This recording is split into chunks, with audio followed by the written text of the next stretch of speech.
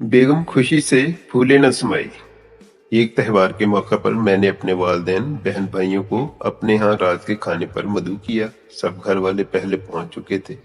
असर के वक्त मेरे वालिद मोहतरम तशरीफ लाए और आते ही इधर उधर नजरें दौड़ाने लगे। फिर मुझे अलहदगी में ले जाकर कहने लगे, तू तो बहुत बेवकूफ है। इस अचानक पड़ने वाली डांट पर मेरे 14 तपक रोशन हो गए और मैं सवालिया निगाहों से वालिद मोहतरम को देखने लगा। मेरी नजरों के सवाल को भांप कर फरमाने लगे, इस खुशी के मौका पर तूने अपने सब घर वालों को तो जमा कर लिया, लेकिन अपने ससुराल में से किसी एक को भी बुलाना गवारा ना किया।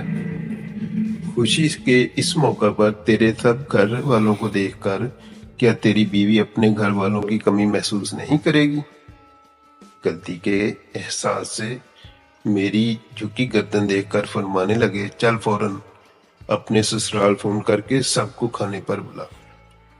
मैंने कदरे परेशान होते हुए कहा, अब खाने का इस कदर जल्दी इंतजाम किस तरह मुमकिन है?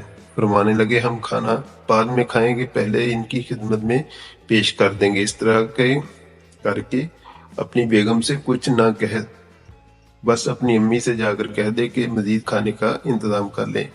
हुक्म की तमील की खुलासा ये कि जब मेरे ससुराल वाले तो इन्हें अचानक सामने देखकर मेरी बेगम साहबा खुशी से फूले नहीं समा रही थी।